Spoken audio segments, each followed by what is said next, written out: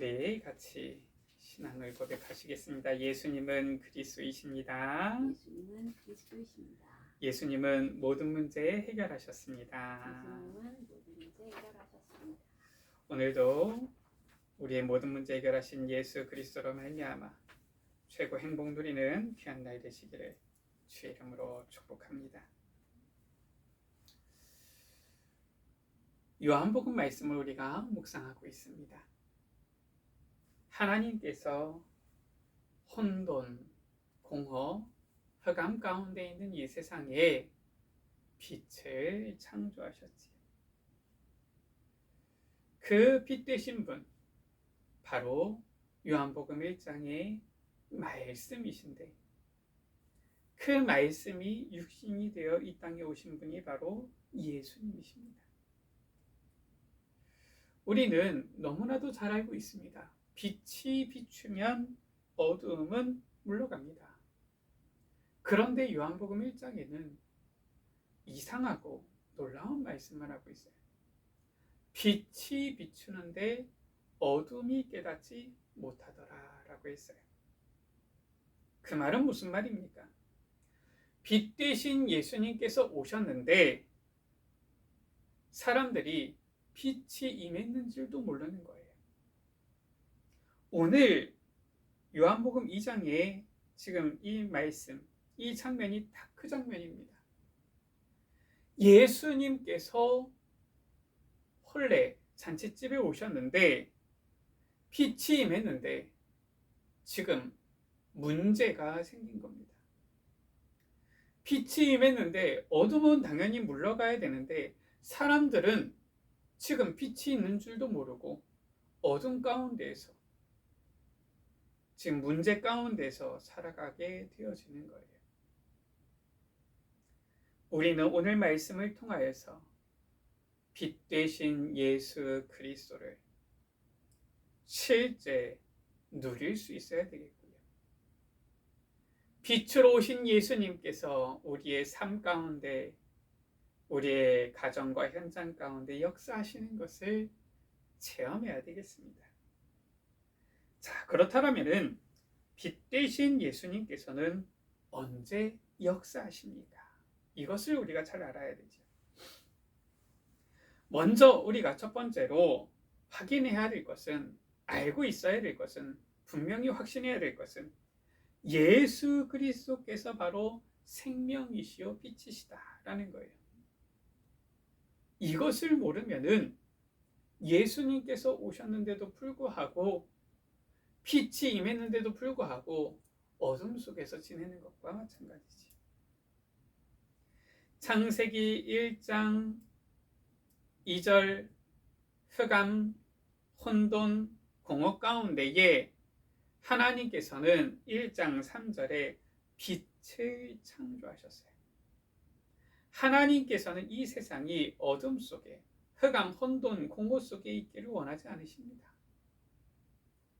하나님께서는 빛을 창조하시고 이 세상 만물을 창조하시고 우리 사람을 창조하신 거예요. 그래서 우리 사람에게는 빛 대신 주님이 필요한 거예요. 이 빛으로 오신 분이 바로 누구시냐? 요한복음 1장 14절 가운데 보니까 말씀이 육신이 되어 우리 가운데 거하신 하나님의 독생하신 아들 예수 그리스도이십니다. 요한복음 1장 12절에 말씀하고 있어요. 영접하는 자, 곧 그 이름을 믿는 자들에게는 하나님의 자녀가 되는 권세를 주셨다. 예수 그리스도를 우리의 마음속에 믿고 영접할 때에 모든 이 흑암과 저주와 재앙은 떠나가고 결박되어지는 거예요. 그래서 우리가 문제 가운데 있다? 그것은 하나님께서 원하시는 게 아니에요. 하나님께서는 우리에게 빛을 주신 것입니다. 우리는 빛 가운데 거해야 되는 이 하나님의 은혜를 입은 거예요. 하나님께서는 우리가 빛 가운데 거하기를 원하시는 것입니다. 두 번째지요. 예수 그리스도가 생명이요 빛이신데 빛 되신 예수님께서 역사하시는 시간표가 있어요. 이것을 우리가 알아야 됩니다. 이 세상 가운데 우리가 자연적인 이 원리로 알고 있는 것은 빛이 비추면 어두움은 물러간다는 것인데, 오늘 말씀을 통하여서 성경에서 말씀하고 있는 정말 이 빛이 비추는데 어둠이 깨닫지 못했다는 것이 무슨 말인지, 그리고 이 빛이 정말 임할 때 우리 가운데 어떻게 이 빛이 임하게 되어지는 것인지를 우리가 확인할 필요가 있지요. 오늘 말씀에 보니까 갈릴리 가나에 혼례가 있어 라고 했어요. 이 예수님의 어머니도 거기 계시고 2절 가운데 보니까 예수와 그 제자들도 혼례에 청함을 받았다라고 했어요. 지금 혼인 잔치집이 있는데 갈릴리니까 실은 예수님께서 이 자라신 곳이 이 갈릴리 나사렛이기 때문에 이 연마을 정도라고 볼 수 있죠. 혼례 잔치가 있어서 예수님도 청함을 받아서 간 겁니다. 그런데 이 예수님께서 혼례 잔치집에 갔는데 거기에는 누가 있어요? 오늘 말씀해 보니까 신랑이 있겠고요, 신부가 있겠고요, 이 연회를 주관하는 연회장이 있습니다. 실은 이 신랑 신부 이 잔치의 주인공이라고 할 수 있고요, 연회장 바로 이 잔치를 주관하는 주인이라고 할 수 있겠죠. 예수님은 그냥 청함을 받은 거예요. 그냥 청함을 받았으니까 손님으로 계신 것이지요. 이 세상을 창조하시고 이 세상 만물의 빛 되신 예수님께서 오셨는데 주인이 아니라 그냥 손님으로만 계신 거예요. 예수님께서 손님으로만 계실 때에는 어떠한 일이 일어나느냐? 우리의 인생 아무리 완벽하게 준비를 해도 문제가 생깁니다. 그게 바로 우리의 인생 모습이에요. 3절에 보니까 포도주가 떨어진지라 라고 했어요. 혼인잔치집에 포도주가 떨어진 겁니다. 아니 그냥 밥 먹다가, 그냥 아침 먹다가, 아니면은 이 오후에 이 밥을 먹다가 그냥 집에 음식 재료가 하나 떨어진 이게 아니라 모든 것을 가장 완벽하고 모든 부분을 다 계획하고 철저하게 준비한 이 혼인잔치집에서 가장 중요한 음료인 포도주가 떨어진 거예요. 바로 우리 인생의 모습이지요. 우리 인간이 아무리 철저히 계획하고 그 계획에 따라서 실행하고 준비하며 나아간다 할지라도 우리의 인생 가운데 어떻습니까? 항상 문제 생기는 것이지요. 이게 우리 인간의 한계입니다. 모든 인간은 전부 다 이 한계가 있어요. 내가 이만큼 준비했으니까 완벽하겠지? 우리 사람은 완벽이 없습니다. 절대가 없어요. 혼인잔치집, 사람들이 전부 다 혼인할 때 얼마나 몇 개월 전부터, 수개월 전부터 열심히 계획하고 준비하잖아요. 몇 사람이 올지, 몇 명이 올지, 그러려면 몇 명이 먹을 때 부족하지 않으려면 음식이 얼마나 준비가 되어 있어야 될지 다 계산하잖아요. 그런데 그냥 반찬 한 가지가 없는 정도가 아니라 모든 이 음식을 먹을 때 꼭 필요한 음료인 포도주, 이 포도주는 지금 모든 음식을 먹을 때마다 항상 입에 대야 되는 이 음료거든요. 꼭 지금으로 말하면 가장 기본 음료지요. 이 포도주가 모자른 거예요. 떨어진 거예요. 어느 정도 지금 상황이냐? 이 포도주가 떨어져서 저들에게 포도주가 없다 하니 지금 이제 포도주를 내갈 수가 없는 겁니다. 지금 손님들은 한참 이 잔치가 무르익어서 계속 먹고 마시고 포도주를 찾는데 이게 없는 거예요. 예수님에게 예수의 어머니가 말하지요. 저들에게 포도주가 없다. 지금 사태의 심각성을 예수님께 얘기합니다. 그런데 예수님의 답변이 좀 매몰찬 것 같아요. 예수님께서 뭐라고 말씀하십니까? 여자여, 나와 무슨 상관이 있나이까? 예수님의 대답이 참 아주 차가운 것 같고 냉소적인 것 같습니다. 그런데 그게 아니에요. 그 뒤에 말씀이 있지요. 내 때가 아직 이르지 아니하였나이다. 빛 되신 예수님께서 역사하시는 그때 시간표가 있는데 그 시간표가 아직 이르지 않은 거예요. 도대체 예수님께서 역사하시는 그 시간표, 빛 되신 주님이 역사하시는 그 시간표가 언제입니까? 아니, 빛이 오셨으면 어둠은 당연히 물러가는 것 아닙니까? 그런데 빛 되신 주님이 오셨는데도 지금 이 혼인잔치집에 문제가 일어났어요. 이것이 바로 성경이 말씀하고 있는 이 요한복음 1장의 말씀이에요. 빛이 어둠에 비치되 어둠이 깨닫지 못하더라. 우리는 예수님이 누구신지 제대로 알고 이 예수님께서 역사하시는 시간표 속에 있어야지 우리는 이 예수 그리스도의 빛의 역사를 누릴 수 있고 체험할 수 있게 되어지는 거예요. 그게 바로 무엇입니까? 5절 말씀에 그의 어머니가 하인들에게 이르되 너희에게 무슨 말씀을 하시든지 그대로 하라 하니라. 오늘 말씀의 제목이죠. 무슨 말씀을 하시든지 그대로 하라. 따라 하시겠습니다. 무슨 말씀을 하시든지 그대로 하라. 무슨 말씀을 하시든지 그대로 하라. 우리는 예수님께서 무슨 말씀을 하시든지 그대로 해야 됩니다.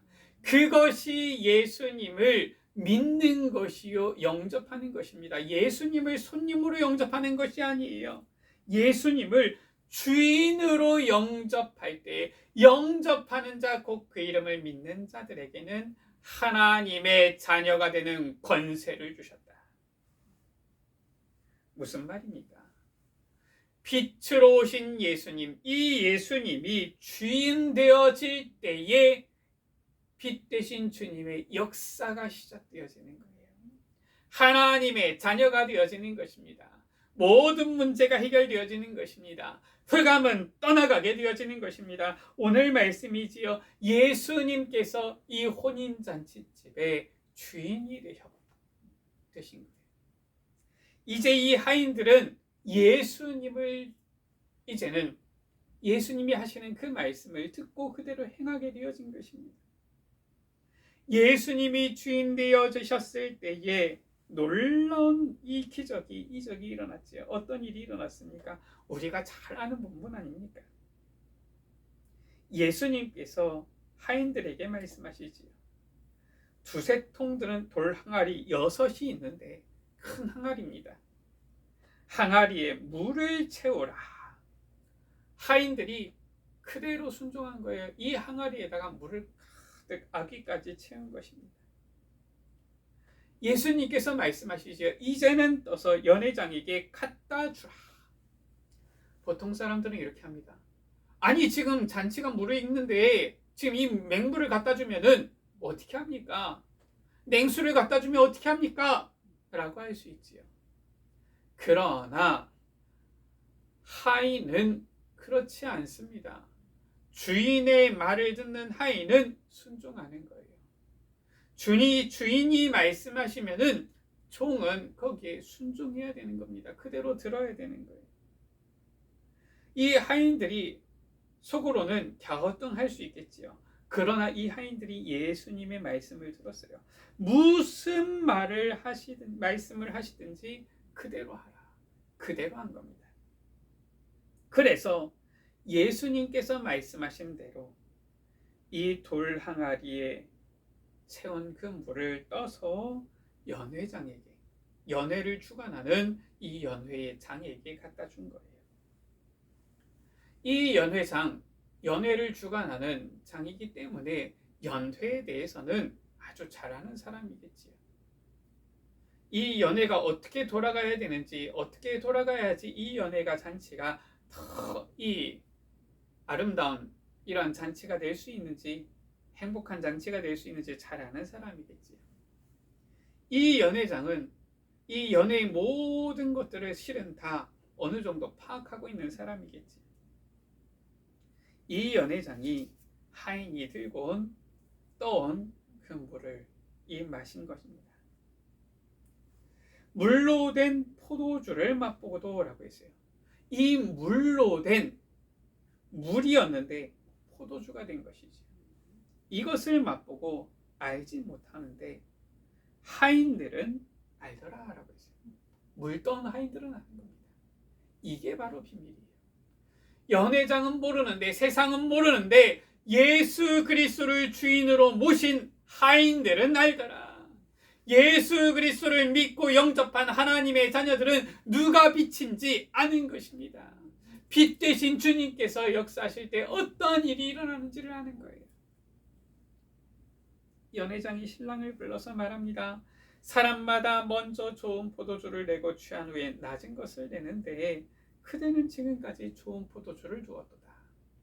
연회장이 맛볼 때에도 극상품의 아주 좋은 포도주로 변한 거예요. 물이 변화해서 포도주가 되어진 것이지. 예수께서 이 첫 표적을 갈릴리 가나에서 행하셨다라고 했어요. 무슨 말입니까? 예수님께서 이 갈릴리 가나 혼인잔치집에 주인 되셨을 때에 첫 표적, 역사가 일어났다 그 말이에요. 빛 되신 예수님께서 주인 되실 때에 예수 그리스도의 이 놀라운 빛이 비추어지고 임하게 되어지는 역사가 일어난 것입니다. 세 번째입니다. 우리는 항상 우리 마음 가운데에 빛 되신 예수님이 우리의 주인이 되셔야 하는 것입니다. 오늘 말씀에 나와 있는 이 말씀 제목이지요. 예수님께서 무슨 말씀하시든지 그대로 할 때에, 예수님께서 말씀하신 그대로 할 때에 역사가 일어난 거예요.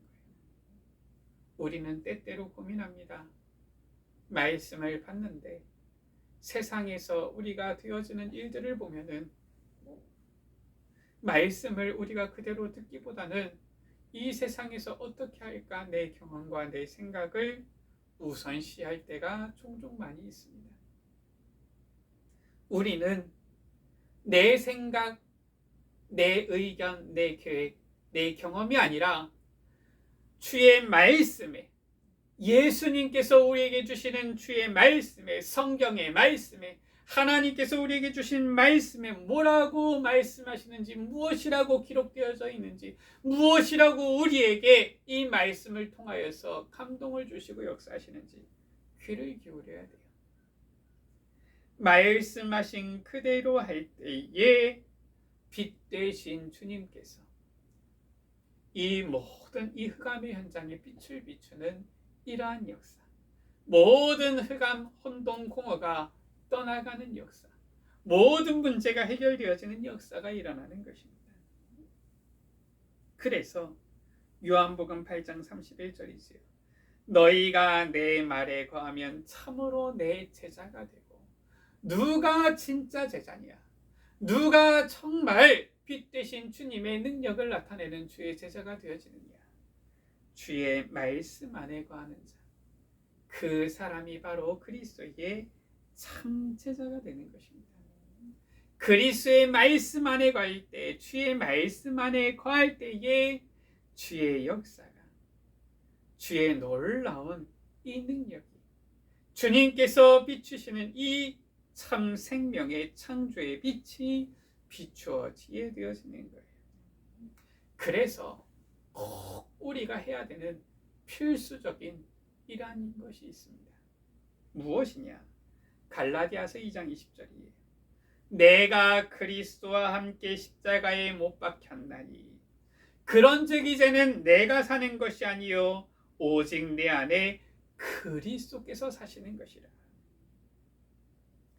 세상에 보면은 사람들 두 사람만 만나면은 의견이 두 가지, 생각이 두 가지예요. 10사람 만나면 의견, 생각이 10가지예요. 100사람이 있으면 의견, 생각이 100가지예요. 무슨 말입니까? 사람은 살아 있으면 다 자기의 생각, 의견, 주장 가지고 있습니다.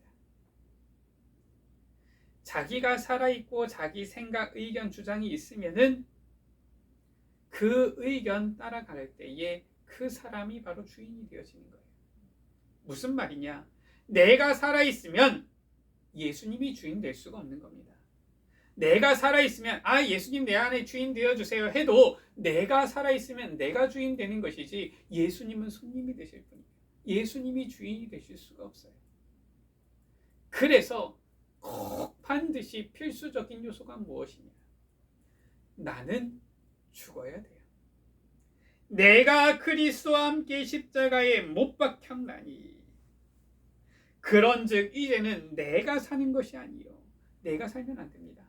내가 살면은 반드시 내 생각, 내 의견, 내 주장, 내 고집이 나오게 되어지는 거예요. 그래서 나는 철저히 죽어야 돼요. 그리스도와 함께 십자가에서 죽어야 되는 겁니다. 그래야지 그리스도께서 내 안에 사시게 되어지는 거예요. 그때에 빛 대신 주님께서 우리의 주인 되사 이제는 우리의 가정의 현장에 빛을 비추는 흑암, 혼돈, 공허, 재앙이 문제가 완전히 떠나가는 역사가 임하게 되어지는 것입니다. 말씀을 마칩니다. 예수 그리스도가 생명이요 빛이 되십니다. 빛 대신 예수님께서는 우리 가운데 임하셨는데 이 빛 대신 예수님께서 가나 혼인잔치집에처럼 손님으로 계실 때에는 그 철저히 준비한 혼인잔치집에도 문제가 생기는 거예요. 그러나 예수님이 그 혼인잔치집의 주인이 되셨을 때 문제는 완전히 해결되어진 것입니다. 물이 변하여 포도주가 되어진 것이지요. 우리도 예수 그리스도를 우리 마음의 주인으로 모셔서 무슨 말씀을 하시든지 그대로 행하여 놀라우신 주님의 이 역사를 보는, 체험하는 우리 모든 위례빛 가족들 되시기를 주의 이름으로 축원합니다. 기도하십니다. 하나님, 빛 대신 예수 그리스도를 이 땅에 보내어 주심을 감사합니다. 예수 그리스도께서 이미 우리 가운데 이 땅에 임하셨는데 우리에게 이 예수님께서 역사하시는 시간표 말씀을 통하여 분명히 알게 하여 주시니 진심으로 감사를 드립니다. 우리가 전에는 예수님을 주인으로 모시지 않아, 영접하지 않아, 믿지 않아 하나님 자녀의 축복을 누리지 못하고 이 혼돈과 공허 흑암 가운데서 재앙과 저주 가운데서 우리 인생 여정의 많은 문제 가운데에서 고민하며 살아왔지만 이제 예수 그리스도를 우리 마음의 주인으로 모십니다. 지금까지 살아왔던 나는 그리스도와 함께 십자가에 못 박혀 죽고 이제 내 안에 우리 안에 그리스도만 사시기를 기도합니다.